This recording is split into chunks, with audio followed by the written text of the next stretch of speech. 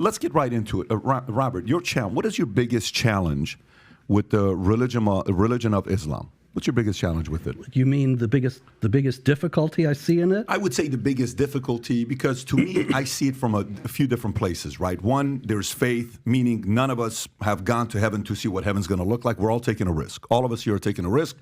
Either we're all going to be right, either we're all going to be wrong, or either one of us is going to be right, meaning one group's going to be right and the other's going to be wrong. But we don't know. That's faith, that's prayer.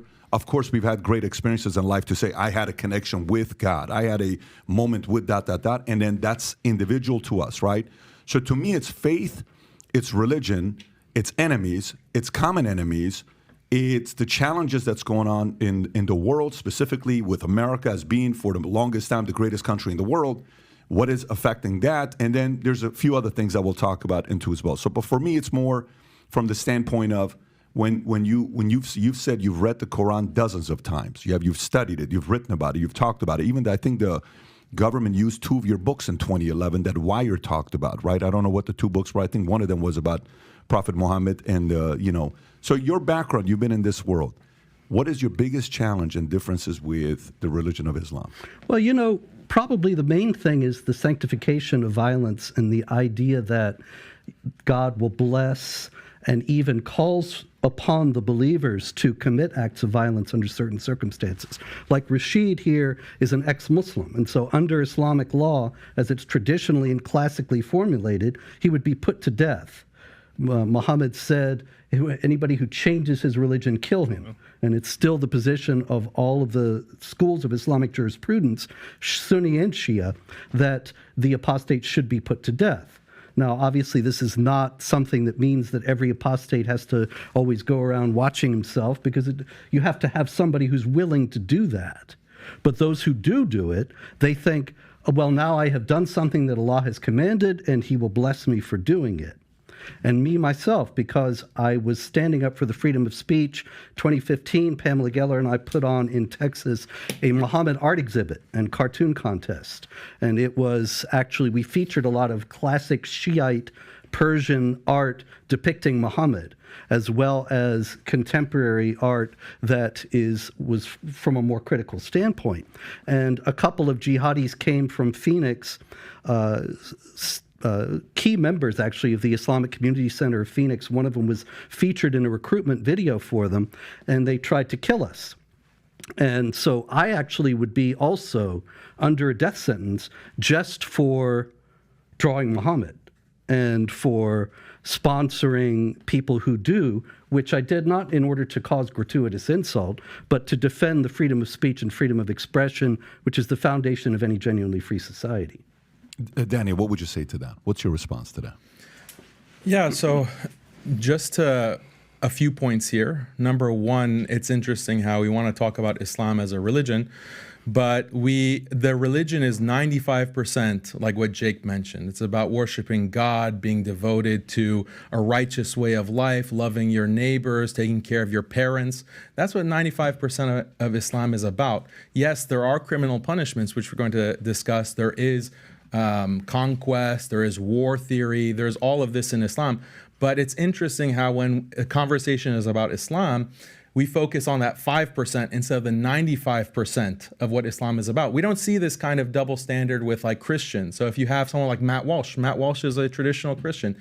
There's slavery in the Bible, there's punishment for blasphemers in the Bible, there's killing of heretics in the church tradition. There's no discussion of that with Matt Walsh, right? Or Ben Shapiro. There is killing of blasphemers in the Hebrew Bible. There is, punishments for apostasy in the Talmud. There's no discussion of that with Ben Shapiro. You can talk about, other values, and that's what the discussion focuses on. But the Islamophobic narrative is just lasering in on these specific topics, which is fine. We can discuss that, but I just want to note the double standard. So the other framing of this whole discussion that I want to put out here, though, is that I'm wondering, like this standard of, there should be no punishment for blasphemy, for example, let's just put that out there. There should be no punishment for mocking and insulting a religion, attacking people's values.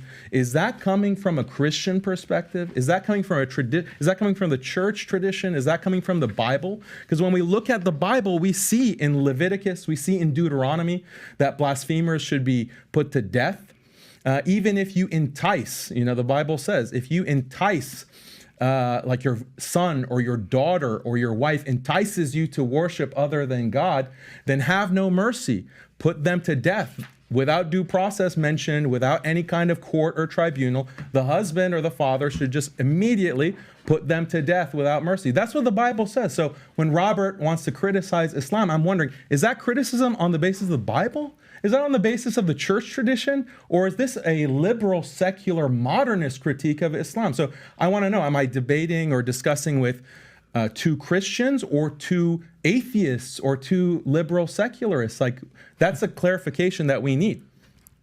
May I? Yes.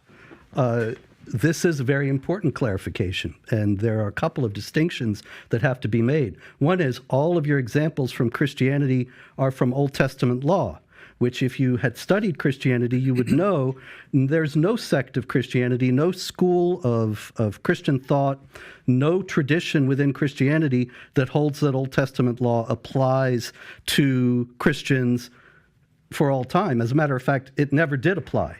Even in Judaism, after the destruction of the temple in 70 AD, the rabbis redefined Judaism so that even they don't teach that those punishments have ongoing validity.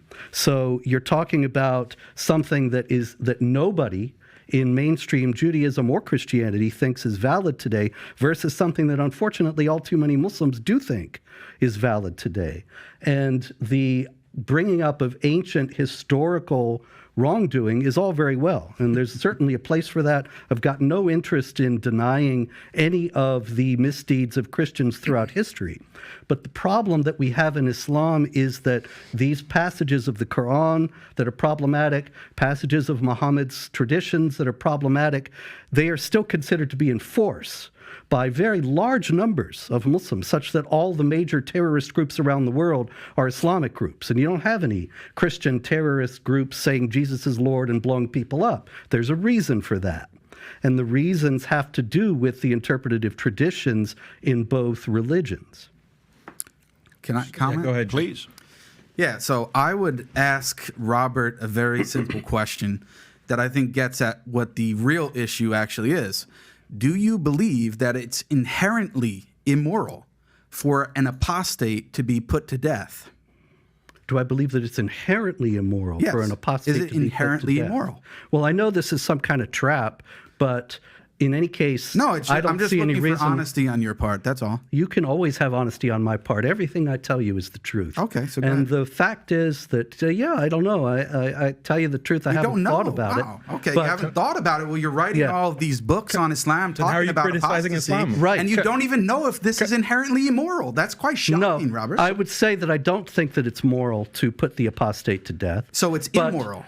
As it comes to my books about Islam, I'm just reporting on what Islamic clerics and the Islamic tradition teaches about passages like when Muhammad says, if somebody changes his religion, kill him. So Yeah, but if you look, for example, in chapter 4, verse 89 of the Qur'an, in the critical Qur'an, where it says, if they turn renegade, then come and kill them wherever you find them, then I give Islamic authorities who actually say that this should be done. And that is something people need to know. Now, whether you're talking about in the ideal society, you have apostates put to death, I don't think so, because I believe in the freedom of conscience and the idea that of the dignity of the human person, which is a Christian concept that's not in Islam. You have in Islam, the unbelievers are the most vile of created beings, according to Well, one chapter issue at a 98, verse time. 6. One issue at a time. So on. No, this is all. I still let's didn't talk get an about answer this if issue. it's I understand, but this inherently is all the immoral? same issue. Whereas in Is it Christianity, inherently immoral? all people are equal in dignity as made in the image of God. And so in that sense, I would say, no, I don't think it is. So is it inherently immoral, yes or no? Can I answer that? It is. It is. So when Deuteronomy, since you like to quote the Quran, when the Bible says this in Deuteronomy 13:6, if your brother, the son of your mother, your son of your daughter, the wife of your bosom, or your friend, who as your own soul secretly entices you, saying, quote, let us go and serve other gods, which you have not known, neither you nor your fathers, of the gods of the people which are all around you, near to you or far from you, from one end of the earth to the other end of the earth, you shall not consent to him or listen to him, nor shall your eye pity him, nor shall you spare him or conceal him, but you shall surely kill him. Your hand shall be first against him to put him to death, and afterward the hand of all the people, and you shall stone him with stones until he dies, because he sought to entice you away from the Lord your God, who brought you out of the land of Egypt from the house of bondage. So all Israel shall hear and fear, and not again do such wickedness as this among you. So Yes. let me finish. Let me I comment get on your the point. passage. So when your loving God, Jesus Christ, who you believe is God, who revealed the Old Testament and revealed this as a law for the people, and you said that it's inherently immoral for the punishment of apostasy to be death, then you are charging your own God and supposedly loving Jesus with immorality, Not sir. at all. If you don't see that contradiction and hypocrisy, It's not then in we the can't least. really do much for you. Well, it's not in the least contradictory or hypocritical, because that is God actually ordering something Was directly. God wrong for that? Now, the question here is whether the Muslims, when they put people to death for apostasy today, are likewise authorized by God in some direct manner. Now, Oh, that's obviously, what matters. yes, the question is... And it's not inherently immoral. It just matters what is the correct religion and whether or not Well, see- God is actually revealing it. Yeah, if you study the Old Testament, you will actually find that there's a great deal of discussion about passages like that, and whether they are actually commands by God, whether they were understood by the faithful, interpretations by the faithful. The evolving understanding in the Old Testament and the New, and in Jewish and Christian tradition, is something that unfortunately is absent in Islam, such that in Jewish and Christian tradition you have the understanding of the dignity of the human person that ultimately made people realize that putting people to death for apostasy was not something that was acceptable. Yeah. But the idea that it was a localized command at some point or understood to be such, that is not the same thing as people nowadays thinking they are the executors of the wrath of Allah because Muhammad says if anybody changes his religion, kill him, and the Qur'an says that you can soothe your heart by fighting the unbelievers Yeah, and I mean, so on. Robert, what you Can we hear saying? from Brother Rashid for one? Brother Rashid, Yeah, go for yeah. it. What's on your mind? Because this concerns me. Do you believe I should be put to death? I believe that the punishment for apostasy in a correct Islamic state is death. I believe that that's So the correct... Let me finish. Let me just respond, Yeah. sir. I believe that that is the correct punishment which has been revealed by God both in the Qur'an and the Bible. And for Robert to turn around I and asked say, you- Let me finish. I asked you, do you believe I should be killed And today? I answered you, sir. I Yes answered you, or sir. no? I answered you. Yes or no? I answered you. I and think then- he said answer? yes. You want me to yeah, answer? yeah, I said- yeah, you answered me. In a proper Islamic jurisdiction, Yeah. an Islamic nation, all of the laws of Islam and the Sharia, as revealed by God, should be applied. So if we were in that kind of state, would you do it? Including I'm not the one that with executes proper due process, with a proper court hearing, just like any nation of laws. The laws of the Sharia should be applied, including the death penalty for not only apostates but also blasphemers. You those who didn't answer insult. me, yes or no? We did answer Yes, you. we did answer. Yeah, so I should did be answer. killed. We did answer I your question. deserve to be killed because I left Islam and became a Christian. According to Islamic law, an apostate like you would be killed, yes. Okay, thank you. And according to the Bible as well. let me. This is a fallacy. blasphemer. This is a fallacy. Robert, too that's- cocky. Like you want to say not a you have fallacy. it too. It's a fallacy. No. Let us discuss this because Why is it a fallacy? it's a fallacy. It's let me showing- let, it's let me showing your finish. Let me hypocrisy. finish. Let me finish. Please condemn Jesus. Yeah. please. Oh, you think you Condemn should? Jesus. Robert Robert already Okay, condemned him. So No, me- you're lying. Let me Let's finish. be on let me record finish. saying you're That's lying what about happened. that. Let me finish. That's what happened. Let- You said let's- eventually you we convert- realized you Like, eventually You're did. lying. Just let me finish. You Let's hear converted. Brother you- Rashid, and then I'll come to you. Go for You it. converted from Christianity to Islam. Your life is not under threat here in the U.S. I converted from Islam to Christianity. My life is under death. That's the difference between Christianity and Islam. Okay, so let me ask you this. Yes. I got a question for you guys. I'm a data guy. I'm a finance guy. How many Christians have died going from being Christian to Muslim? How many Muslims have actually been killed or died going from being a Muslim to a Christian? There's no data on that because these kinds of things are not recorded. They're not considered crime. There should be, in though, right? I Islam. mean, shouldn't there even if there's some stories to be able to say, Yes. you know, XYZ individual. I have stories. I have one in Mauritania who was condemned to be executed. We just got him out to Paris because we negotiated with the government there. I have people right now in Libya. They are under death penalty in Libya. I have people who got killed in Jordan, for example, because I do my show. People contact me. I have people who got killed in Jordan. Their parents killed them because they became Christians from a Muslim background. We have people in different places in the world, in the Muslim community, they kill them, and if they get to flee, that's the best outcome. I got a question. While I'm studying this, there's also Daniel said something very interesting where the guidelines of Qur'an is based on the jurisdiction of the government, meaning where you live, the religion is follow whatever the laws are of that nation. Meaning, you can correct me. I'm just giving you what I've looked into.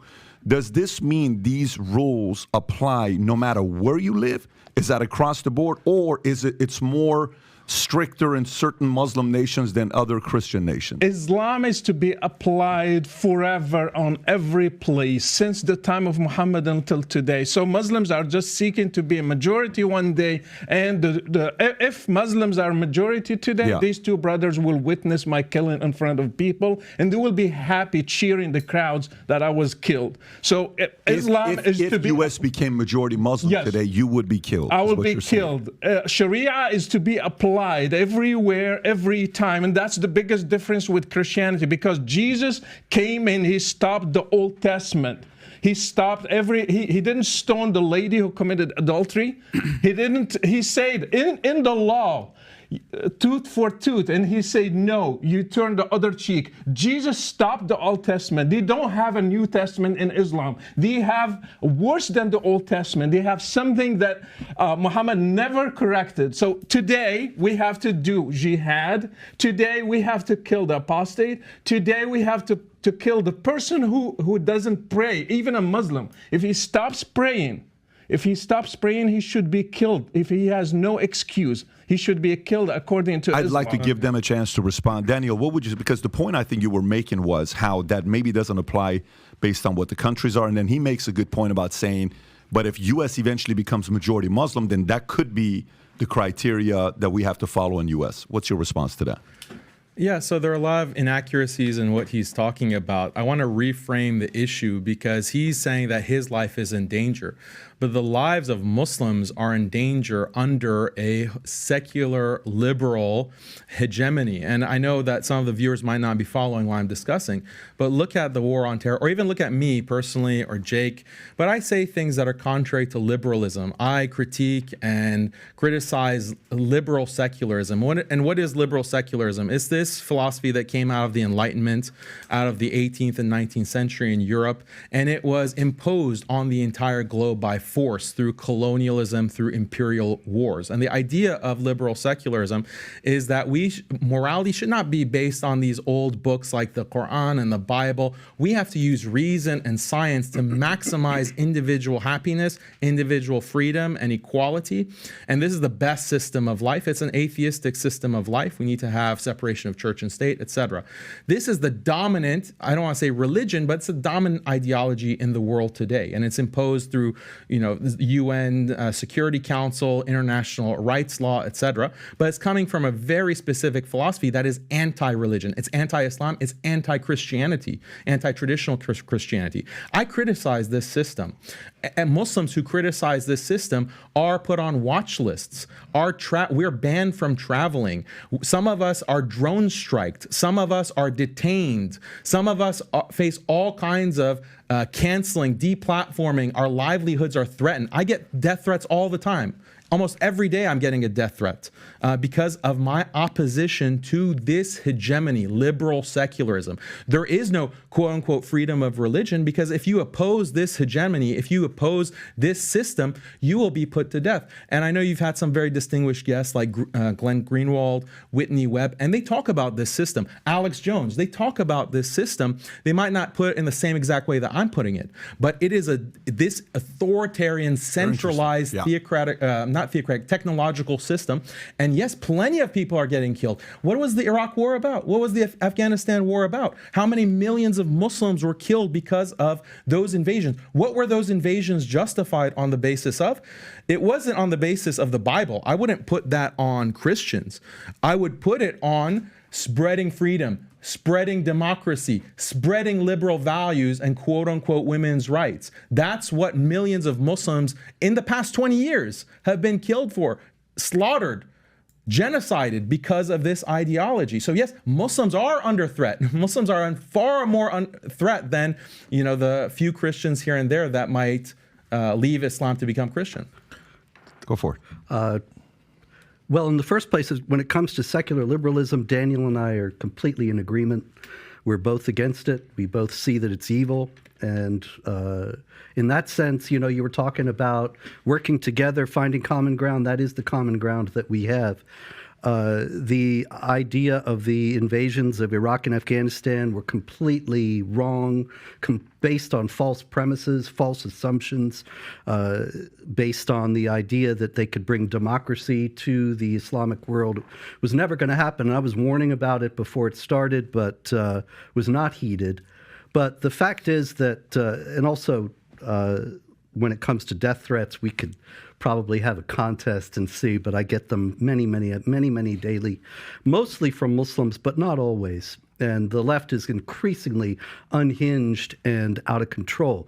But if Daniel is positing that Islam is somehow the alternative, then I would wonder, how is it that all the Muslim politicians in the United States, including an obvious publicly Sharia adherent one like Ilhan Omar and Rashida Tlaib as well, Keith Ellison, the Andre Carson, the publicly Muslim Qur'an adherent politicians, and yet they're all very far on the left, and they're aiding this secular liberal monster that Daniel so rightly opposes.